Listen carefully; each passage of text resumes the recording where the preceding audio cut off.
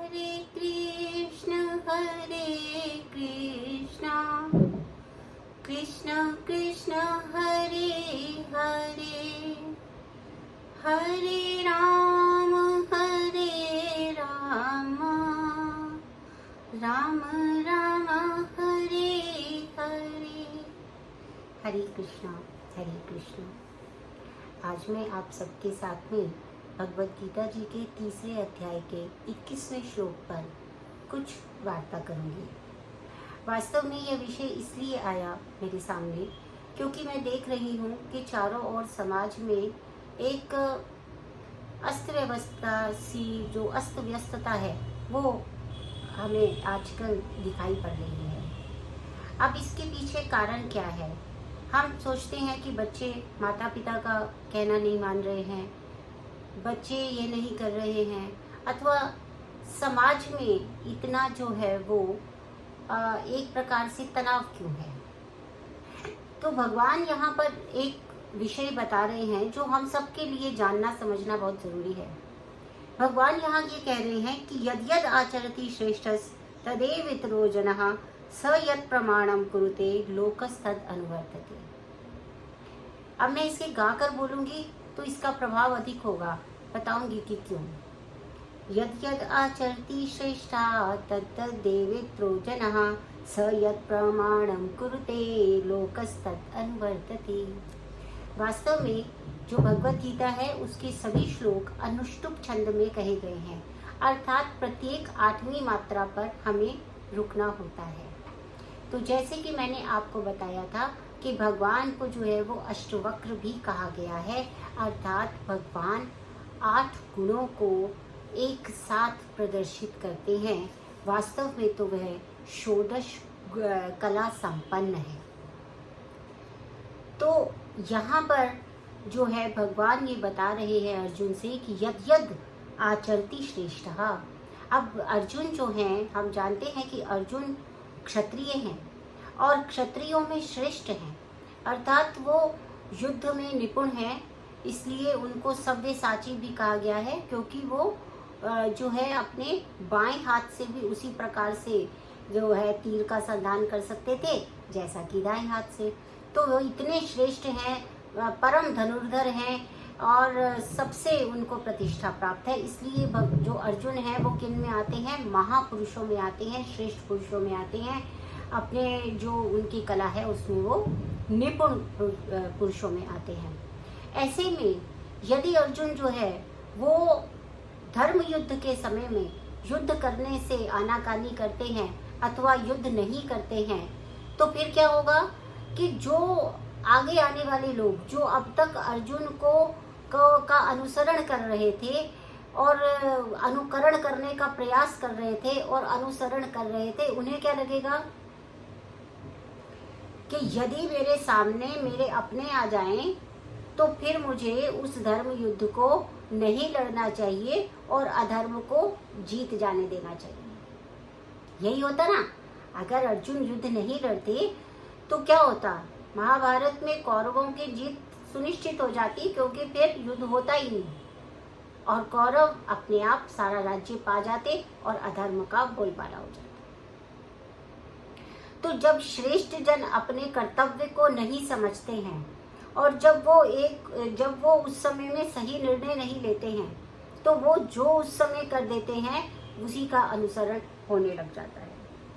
इसी प्रकार से आज के युग में यदि हम देखें तो हमें हर प्रत्येक स्थल पर बहुत सारे गुरु मिल जाते हैं, परंतु क्या ये सभी गुरु इनका अनुसरण करने योग्य हैं? इसकी परीक्षा हम इसी प्रकार से कर सकते हैं कि हमें उनका आचरण देखना है, अर्थात वो गुरु हैं मगर आचार्य नहीं है। आचार्य कौन होता है? जो कि शुद्ध आचरण का दृष्टांत उपस्थित करता है, उदाहरण उपस्थित करता है अपने जो भी उसके शिष्य हैं उनके सामने अथवा समाज के सामने। तो जो शिक्षक है, जैसे यदि वह शिक्षक है तो उसका क्या कार्य है? शिक्षक का अभिप्राय ये है कि जो शासन करता है, और शिष्य का अभिप्राय ये है जो शासन अपने ऊपर करने देता है। तो शिक्षक जो है वो वस्तुतः अनुशासन सिखाता है, ठीक है। जो गुरु है वो हमारे अज्ञान के आवरण को हटाता है, परंतु जो शिक्षक है वो हमें अनुशासन सिखाता है। अब यदि मान लीजिए कि वो शिक्षक ही आचरण ना करता हो, अगर शिक्षक ही खुद ही अनुशासित नहीं है, अगर शिक्षक स्वयं ही अपनी कक्षा में 10 मिनट, 15 मिनट, 5 मिनट इस तरह से सदैव विलंब से पहुंचता है, लेट पहुंचता है, तो वो कभी भी अपने शिष्यों से यह नहीं कह सकता है कि आप समय से आएं, क्योंकि कोई भी उसका अनुसरण नहीं करेगा। और इसी प्रकार से उन्हें लगेगा कि ठीक है, शिक्षक भी देर से आते हैं, हम भी देर से आ सकते हैं, तो क्या हो गया, अव्यवस्था फैल गई। तो क्योंकि इस श्लोक का अभिप्राय यही है कि महापुरुष जो जो आचरण करता है, सामान्य व्यक्ति उसका अनुसरण करते हैं।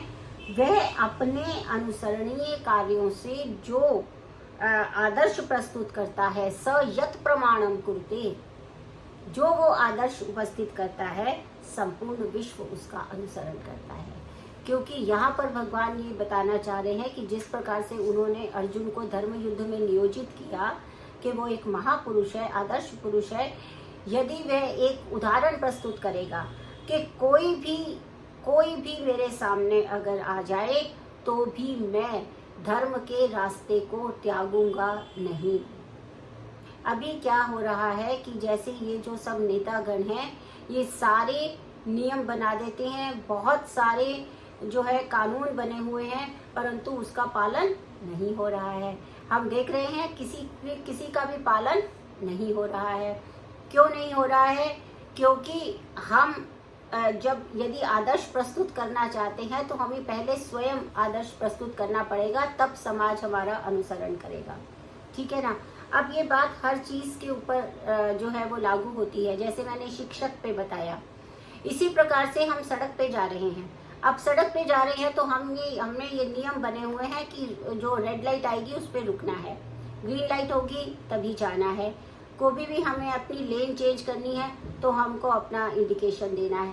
लेकिन यदि हम स्वयं इसका पालन नहीं करेंगे तो हम जिसको बता रहे हैं, जिनको समझा रहे हैं, वो भी उसका अनुसरण नहीं करेंगे। यदि मैं एक उदाहरण प्रस्तुत करूंगी, यदि मुझे पता है कि मुझे अनुसरण करने वाले बहुत सारे लोग हैं, जैसे तथाकथित आजकल बहुत सारे गुरु यहाँ पर पूरे समाज में एक प्रकार से अव्यवस्था फैलाए हुए हैं।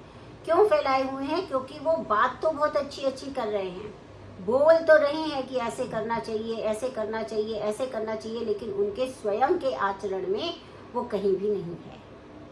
तो जब कभी भी हम इस प्रकार से परीक्षा करते हैं कि ये प्रामाणिक गुरु कौन हो सकता है, प्रामाणिक गुरु वही हो सकता है, पहला, जो शास्त्र के नियमों को जानता हो, जिसने शास्त्र को प्रामाणिक स्रोत से ग्रहण किया हो, और जो स्वयं शास्त्र के सभी नियमों का पालन करता हो। उसके आचरण में भी ये होना चाहिए। तो अभी ऐसा नहीं हो रहा है, इसीलिए कोई भी व्यक्ति जो है इस कलयुग में आध्यात्मिक उन्नति के पथ पर नहीं जा पा रहा है। कोई भी का अर्थ अभिप्राय क्या है?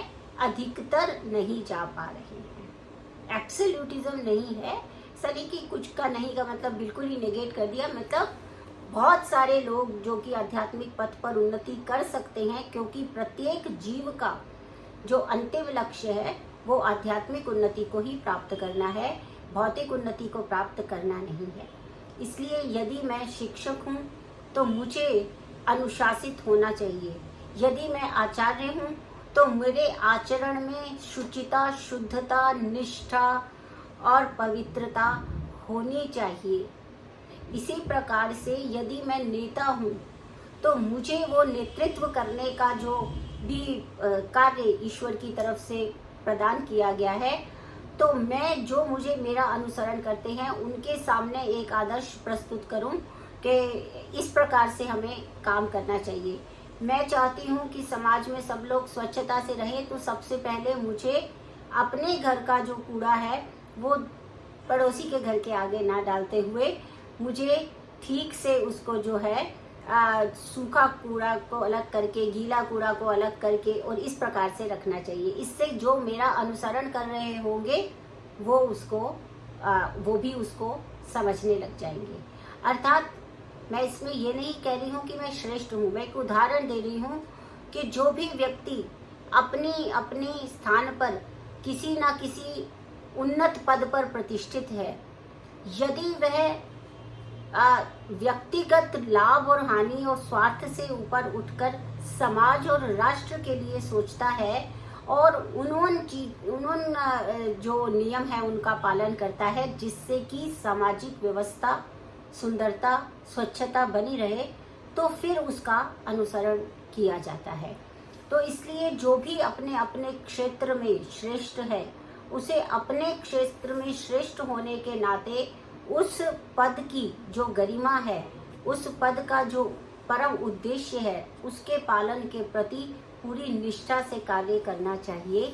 तभी हम समाज में किसी प्रकार की व्यवस्था ला सकते हैं।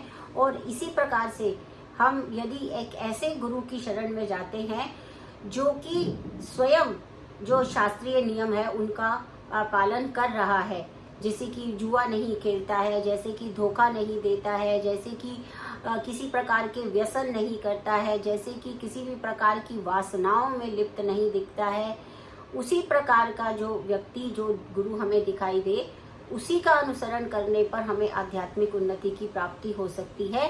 अंधविश्वास में पढ़कर, किन्हीं प्रकार के चमत्कारों में पढ़कर हम कभी भी अपनी उन्नति नहीं कर सकते हैं। तो इसीलिए समाज की सामाजिक व्यवस्था को बनाए रखने के लिए और संसार में एक जो है एक सुंदर वातावरण को बनाए रखने के लिए यह आवश्यक है कि जो भी जन अपने अपने विषय में श्रेष्ठता को प्राप्त किए हुए हैं, जिन्होंने अभ्यास से श्रेष्ठता प्राप्त की है, गुणों का अधिकरण करके श्रेष्ठता प्राप्त की है, वो जिस प्रकार का आचरण करेंगे, बाकी लोग जो है सामान्य लोग उन्हीं का अनुसरण करेंगे।